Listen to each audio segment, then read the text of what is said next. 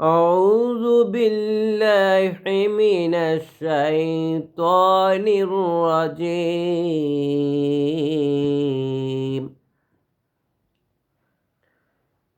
بسم الله الرحمن الرحيم.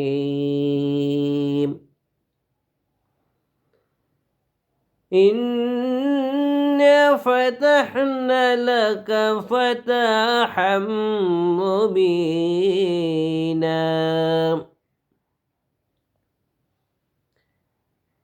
ليغفر لك الله ما تقدم من ذنبك وما تأخر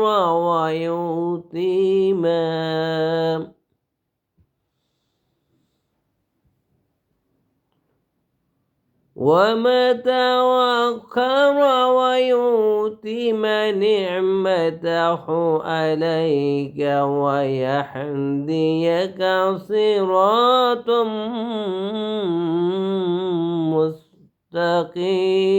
مستقيما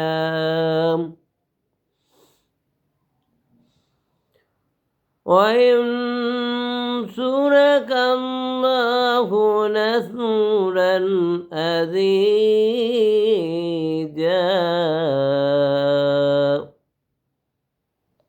صدق الله العظيم.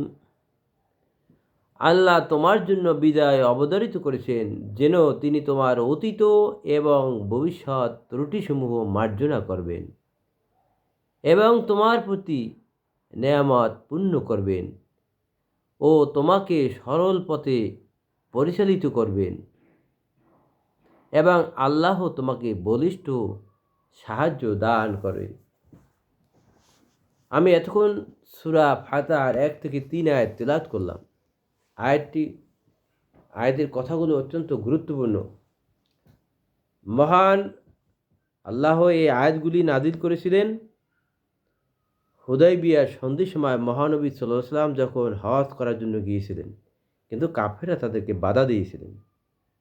হজ করতে সে বছর তারা পারেননি, কিন্তু এর ভিতরে রয়েছে আল্লাহ এবং আল্লাহর রসুলের সাহাবীদের মুসলমানদের জন্য এক মহান বিজয়।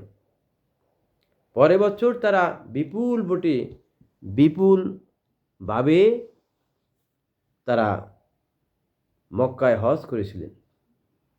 এই আয়াতটি ঠিক ওই রকমই মনে হয় আমার কাছে।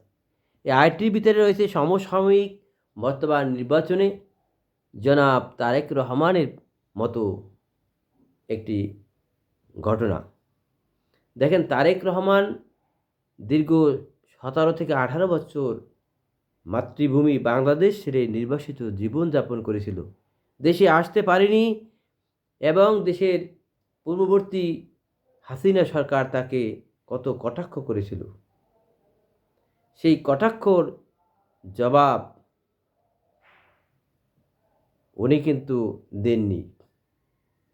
উনি কিন্তু ভদ্রতার সাথে সমসাময়িক দেশের পরিস্থিতি ট্যাকেল দিয়েছেন এবং নেতৃত্ব চালিয়ে গিয়েছেন।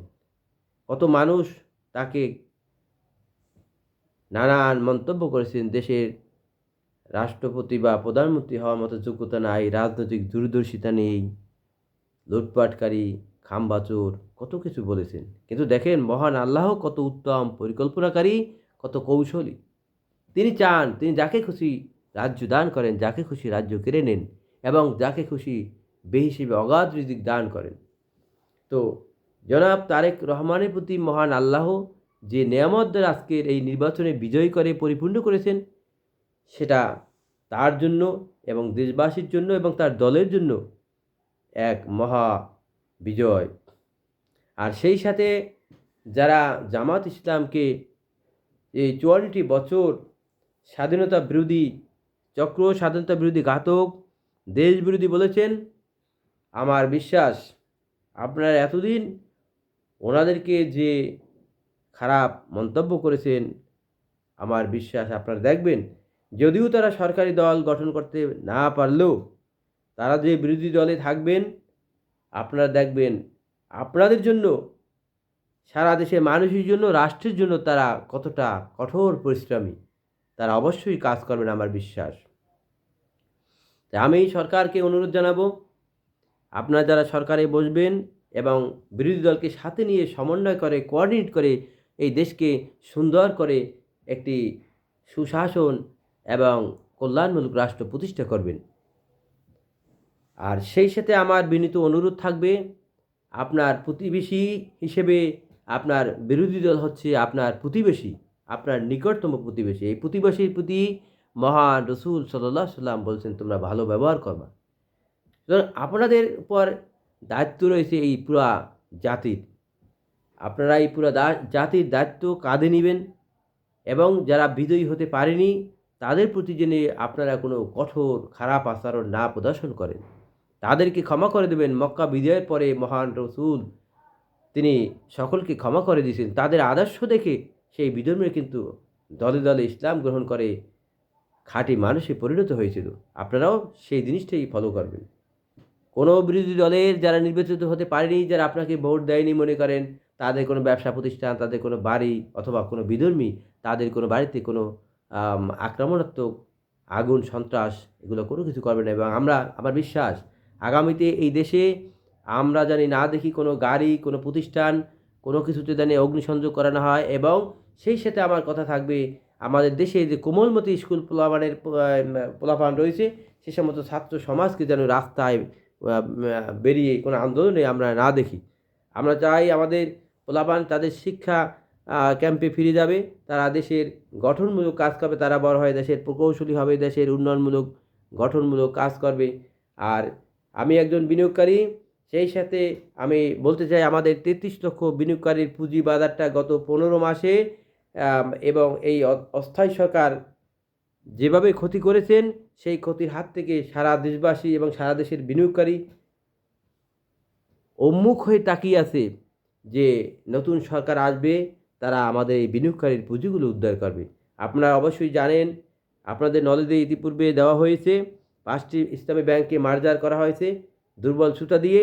এই 33 লক্ষ বিনিয়োগকারীর এখানে কোটি কোটি টাকা বিনিয়োগ, সেই বিনিয়োগগুলো বাংলাদেশ ব্যাংকের গভর্নর আহসান সরকার, আহসান মনসুর, অর্থমন্ত্রী অর্থ উপদেষ্টা সালেহ আহমেদ এবং BSCC chairman Khandakar Rashed Maksud, DSCC chairman Mominul Islam সহ আরও কিছু কুচক্রী মহলের ষড়যন্ত্রে এই মার্চ করে এই বিনিয়োগকারীদের পুঁজিগুলো শূন্য করে দিয়েছে।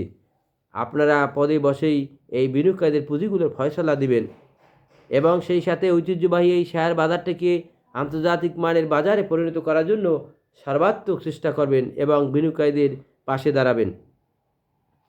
সেই সাথে আমি বলতে চাই, বাংলাদেশে যত বন্ধ সরকারি বেসরকারি প্রতিষ্ঠান বন্ধ হয়ে রয়েছে, তাদেরকে অবিলম্বে উৎপাদনে ফিরিয়ে নিয়ে আসবেন এবং দেশের আনাচে কানাচে যত চাঁদা, লুটপাট, এই যে অনিয়মগুলো প্রশাসনে রয়েছে, পেনশন সেকশনে কোনো ফাইল ঘুষ ছাড়া লড়ে না, সেই অনিয়মগুলো অবশ্যই বন্ধ করে দিতে হবে।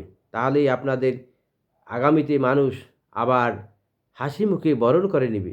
আর যদি সেটা না করা হয়, তাহলে পূর্বের ইতিহাস যেরকম হয় সেরকমই অবস্থা হবে। তাই আপনাদের কাছে জাতির অনেক আশা, অনেক স্বপ্ন। আপনারা অতীতের রেকর্ড ভেঙে দিয়ে অতীতের মানুষের যত খারাপ মন্তব্য রয়েছে, সেই মন্তব্যগুলো ভুলে গিয়ে নতুন করে সরকারি দল এবং বিরোধী দল একসাথে কাঁধে কাঁধ মিলিয়ে এই দেশের জন্য, রাষ্ট্রের জন্য কাজ করবেন, এ দেশের উন্নয়নমূলক কাজ করবেন। বিমানে সিট ফাঁকা যায়, সেই সিন্ডিকেটগুলো ভেঙে দিতে হবে। বিদ্যুতের দাম গলা কাটা, এখন পর্যন্ত মানুষ ইলিশ মাছ কিনে খেতে পারে না, গরুর মাংস কিনে খেতে পারে না, ফল আকাশচুম্বী দাম। এই জিনিসগুলো থেকে আপনাদের খেয়াল রাখতে হবে। আর শিক্ষা প্রতিষ্ঠানে জুলুম করা হচ্ছে। একটি ছেলে 9-এ পড়ে, সে ফাইনাল পরীক্ষা দিয়ে ক্লাস 10-এ উত্তীর্ণ হবে, কিন্তু তার পুনরায় ভর্তি হতে হবে। এই যে ভর্তির নামে, পূর্ণ ভর্তির নামে যে গলাকাটা ফি, এসব অনিয়ম অবশ্যই আপনাদের দূর করতে হবে। তো আমি লম্বা কথা বলে ফেলেছি, আমি এখনই শেষ করব। আমার প্রত্যাশা, আমাদের এই স্টক এক্সচেঞ্জ বাংলাদেশ পুঁজি বাজারে যে অনিয়মগুলো রয়েছে, সেই অনিয়মগুলো অবশ্যই দূর করতে হবে। সেই সাথে আমি বলতে চাই এই বাংলাদেশ ব্যাংকের গভর্নর ডক্টর আহসান মনসুর এবং ডিএসসিসি চেয়ারম্যান খন্দকার রাশেদ মাকসুদ, আইসিবির চেয়ারম্যান আবু আহমেদ এবং অর্থ উপদেষ্টা সালেহ আহমেদ, এই সমস্ত মানুষগুলো, এই ৩৩ লক্ষ মানুষ এবং তার ব্যাংকের মানুষগুলো তাদের বিপক্ষে, অর্থাৎ কুচক্রী মানুষ হিসেবে, অসৎ মানুষ হিসেবে বিবেচনা করে আন্দোলন করছে।